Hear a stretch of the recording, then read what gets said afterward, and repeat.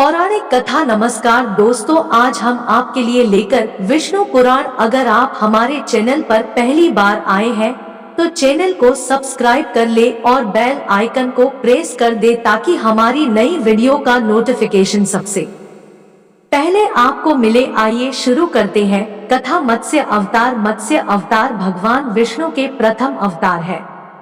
मछली के रूप में अवतार लेकर भगवान विष्णु ने एक ऋषि को सब प्रकार के जीव जंतु एकत्रित करने के लिए कहा और पृथ्वी जब जल में डूब रही थी तब मत्स्य अवतार में भगवान ने उस ऋषि की नाव की रक्षा की। इसके पश्चात ब्रह्मा ने पुनः जीवन का निर्माण किया। एक दूसरी मान्यता के अनुसार एक राक्षस ने जब वेदों को चुरा कर सागर की अथाह गहराई में छुपा दिया तब भगवान विष्णु ने मत्स्य रूप धारण करके वेदों को प्राप्त किया और उन्हें पुनः स्थापित किया। मत्स्य अवतार की कथा। एक बार ब्रह्मा जी की असावधानी के कारण एक बहुत बड़े दैत्य ने वेदों को चुरा लिया। उस दैत्य का नाम हयग्रीव था। वेदों को चुरा लिए जाने के कारण ज्ञान लुप्त हो गया। चारों ओर अज्ञानता का अंधकार फैल गया और पाप तथा अधर्म का बोलबाला हो गया। तब भगवान विष्णु ने धर्म की रक्षा के लिए मत्स्य रूप धारण करके हयग्रीव का वध किया और वेदों की रक्षा की। भगवान ने मत्स्य का रूप किस प्रकार धारण किया, इसकी विस्मयकारिणी कथा इस प्रकार है। कल्पांत के पूर्व एक पुण्यात्मा राजा तप कर रहा था। राजा का नाम सत्यव्रत था।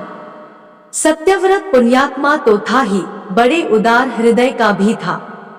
प्रभात का समय था, सूर्योदय हो चुका था। सत्यव्रत कृतमाला नदी में स्नान कर रहा था। उसने स्नान करने के पश्चात जब तर्पण के लिए अंजलि में जल लिया तो अंजलि में जल के साथ एक छोटी सी मछली भी आ गई। सत्यव्रत ने मछली को नदी के जल में छोड़ दिया। मछली बोली, राजन, जल के बड़े बड़े जीव छोटे छोटे जीवों को मारकर खा जाते हैं। अवश्य कोई बड़ा जीव मुझे भी मारकर खा जाएगा। कृपा करके मेरे प्राणों की रक्षा कीजिए। सत्यव्रत के हृदय में दया उत्पन्न हो उठी। उसने मछली को जल से भरे हुए अपने कमंडलू में डाल लिया। तभी एक आश्चर्यजनक घटना घटी। एक रात में मछली का शरीर इतना बढ़ गया कि कमंडलू उसके रहने के लिए छोटा पड़ने लगा। दूसरे दिन मछली सत्यव्रत से बोली, राजन, मेरे रहने के लिए कोई दूसरा स्थान ढूंढिए क्योंकि मेरा शरीर बढ़ गया है। मुझे घूमने फिरने में बड़ा कष्ट होता है। सत्यव्रत ने मछली को कमंडलू से निकालकर पानी से भरे हुए मटके में रख दिया। यहाँ भी मछली का शरीर रात भर में ही मटके में इतना बढ़ गया कि मटका भी उसके रहने के लिए छोटा पड़ गया। दूसरे दिन मछली पुनः सत्यव्रत से बोली, राजन, मेरे रहने के लिए कहीं और प्रबंध कीजिए क्योंकि मटका भी मेरे रहने के लिए छोटा पड़ रहा है। तब सत्यव्रत ने मछली को निकालकर एक सरोवर में डाल किया, किंतु सरोवर भी मछली के लिए छोटा पड़ गया। इसके बाद सत्यव्रत ने मछली को नदी में और फिर उसके बाद समुद्र में डाल दिया। आश्चर्य! समुद्र में भी मछली का शरीर इतना अधिक बढ़ गया कि मछली के रहने के लिए वह छोटा पड़ गया। आता मछली पुनः सत्यव्रत से बोली, राजन, यह समुद्र भी मेरे रहने के लिए उपयुक्त नहीं है। मेरे रहने की व्यवस्था कहीं और कीजिए।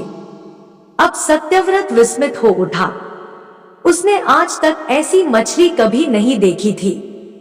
वह विस्मय भरे स्वर में बोला, मेरी बुद्धि को डूब विस्मय के सागर में डुबो देने वाले आप कौन हैं?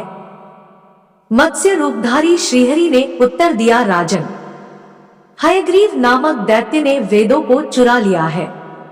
जगत में चारों ओर अज्ञान और अधर्म का अंधकार फैला हुआ है। मैंने हयग्रीव को मारने के लिए ही मत्स्य का रूप धारण किया है। आज से 7वें दिन पृथ्वी प्रलय के चक्र में फिर जाएगी। समुद्र उमड़ उठेगा, भयानक वृष्टि होगी, सारी पृथ्वी पानी में डूब जाएगी।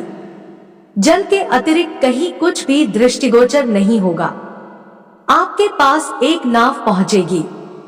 आप सभी अनाजों और औषधियों के बीजों को रोक लेकर सप्तऋषियों के साथ नाव पर बैठ जाइएगा। मैं उसी समय आपको पुनः दिखाई पड़ूंगा और आपको आत्मतत्व का ज्ञान प्रदान करूंगा। सत्यव्रत उसी दिन से हरि का स्मरण करते हुए प्रलय की प्रतीक्षा करने लगे। 7वें दिन प्रलय का दृश्य उपस्थित हो उठा। समुद्र भी उमड़कर अपनी सीमाओं से बाहर बहने लगा। भयानक वृष्टि होने लगी। थोड़ी ही देर में सारी पृथ्वी पर जल ही जल हो गया। संपूर्ण पृथ्वी जल में समा गई। उसी समय एक नाव दिखाई पड़ी। सत्यव्रत सप्तऋषियों के साथ उस नाव पर बैठ गए। उन्होंने नाव के ऊपर संपूर्ण अनाजों और औषधियों के बीज भी भर लिए। नाव प्रलय के सागर में तैरने लगी। प्रलय के उस सागर में उस नाव के अतिरिक्त कहीं भी कुछ भी नहीं दिखाई दे रहा था।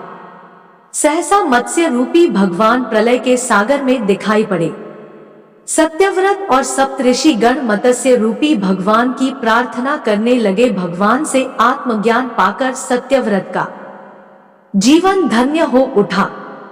वे जीते जी ही जीवन मुक्त हो गए। प्रलय का प्रकोप शांत होने पर मत्स्य रूपी भगवान ने हयग्रीव को मारकर उससे वेद छीन लिए। भगवान ने ब्रह्मा जी को पुनः वेद दे दिए। इस प्रकार भगवान ने मत्स्य रूप धारण करके वेदों का उद्धार तो किया ही, साथ ही संसार के प्राणियों का भी अमित कल्याण किया।